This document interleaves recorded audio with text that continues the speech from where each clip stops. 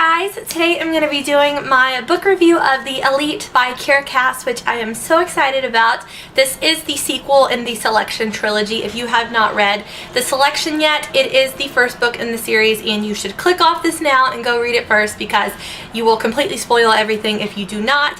However, if you would like to see my book review of that book, I did post a review a couple months back, so I will put a link to that in the information box. If for some reason you just happen to click and aren't sure what this book is, go read that first. It is so good, and this one is really good as well. So that being said, for those of you who have at least read The Selection, today I'm going to do both a generalized spoiler-free review for those of you who maybe have not read it yet but read the first one, and then after that very quick kind of review, I'm going to do just a more in-depth discussion for those of you who have read this book.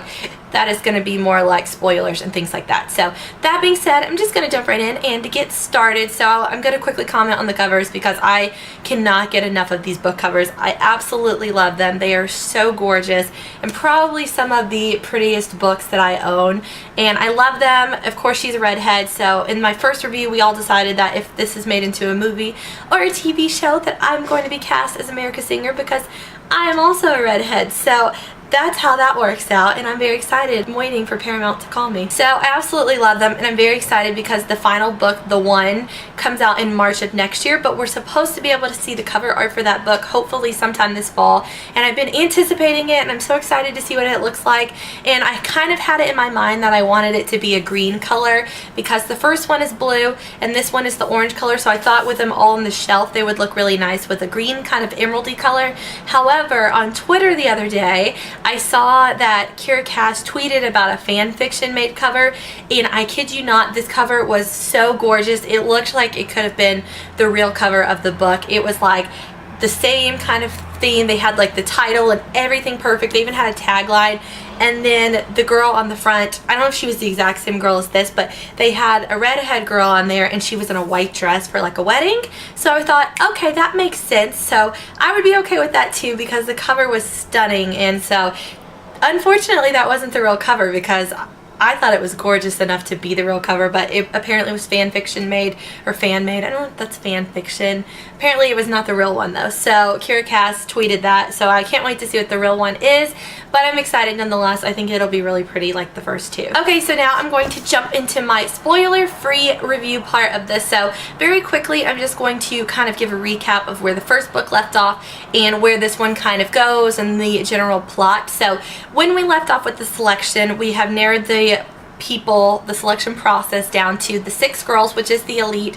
Of course, America Singer, the main character, is one of the girls still remaining in the running. So that's where we left off, and at the very end of the selection, America was kind of debating between Prince Maxon and Aspen, and she finally decides that if she's really going to be able to choose or to figure it out, she's going to have to devote her time and attention to Prince Maxon. So she tells Aspen that because they'd been kind of sneaking around and meeting up, so she tells him that she's going to have to stop doing that. So that's where the book starts off, and it's centered in the palace, the whole kind of everyday routine going on with the girls sitting in the women's room, and all of the kind of rebel attacks are back and stuff. I don't know if that's a spoiler, but they kind of happen, and just the day-to-day operations. And so she ends up still continuing to go back and forth between the two, and then there's a lot of conflict and events that kind of make her pitter-patter back and forth between the two, and then that is pretty much how the book goes without giving anything away. So overall, really loved it. Definitely read it if you read the first one and did not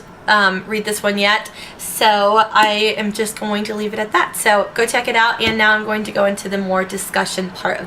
Okay, so for those of you who have read this book, which hopefully is a lot of you because I loved it, I'm going to just kind of talk the general discussion, a little bit more free reins, and just kind of say what I think and stuff like that, and then I'm also going to maybe elaborate a little bit on characters. But first and foremost, we're going to start with the ending. So basically, in my mind, this has pretty much guaranteed that she's going to end up with Prince Maxon if things go according to plan in the final book, because at the very end of the book all of the kind of shenanigans go down, and she's decided that she's going to fully devote herself to actually running in the selection process, whereas before she was kind of there and Prince Maxon was sure of her, and if she was sure of him he would choose her. But as the events in the book go on, he's kind of found Chris and really kind of liked her. Celeste is even a potential possibility because she fits the image of being the next princess. So now it's to the point where Prince Maxon's not really sure how she feels, to the point where she has to kind of earn his decision and his choosing her versus the other way around before. So that kind of all happened throughout the book when she was going back and forth between Aspen and him, and the whole thing with Marlee happened, and getting, you know, publicly humiliated and all the fights and stuff that's broken out, and her wanting to leave. So that is where the book ends, and I think that it's going to be very exciting to see how it all pans out in the final book, because I think now that America's kind of committed her time to it, I think she's really going to bring her A game and hopefully fight and win Prince Maxon over once and for all, because I think she's the kind of character that if she devotes her attention or her mind to something, that she's going to achieve it, and she's going to do it very well. So I'm very excited. I can't remember, since it's been a couple weeks now, I can't remember if they already narrowed down the girls or how many are left, but I'm thinking that it's going to be narrowed down to 3, and it's going to be obviously America, Chris, and Celeste, just because those are the 3 that they're kind of focusing on. Chris is the girl that Prince Maxon also has an interest in and likes, and then Celeste again has the whole image of being the princess in the part and playing the role of palace life. So those, I think, are the 3 people we're going to be in. I think Celeste could potentially cause more problems. She wasn't as much of a player in this book as the first one with complications, but she's still always kind of obnoxious and just there and braggy and stuff. And then Chris, I was kind of starting to dislike as the book went on, because she was like to America more about, oh, well, you used to be the favorite, but now I'm the favorite. And I was kind of like, whoa, girl, step off. So I think there might be a little bit of some more competition between the 2 of them, but I'm obviously rooting for America over Chris. And so that's basically, in my mind, how I'm hoping the final book is going to go. I think there's going to be a major power struggle between the king and America, because you guys remember the whole TV showing went down where America tried to say that the caste system should be eliminated, and that caused a huge problem and uproar with the palace and the king, and he was furious and wanting her to leave and never come back. But Prince Maxon finally convinced him to let her stay, so she's got another shot. But the prince, despite getting her to stay, has to still deal with his father, and at the end it shows the king and America talking, and him being very like kind of a jerk to her, like he is. He's a very dominating and rude kind of character. He thinks he's very like high and mighty because he's the king. So I think that it's going to be an interesting storyline to see what happens with them, because I think he's going to do whatever he can to try to get her out and make things really complicated, but I think she's strong and will hopefully prevail against him. So did not like the king, obviously. Now we're kind of going into characters.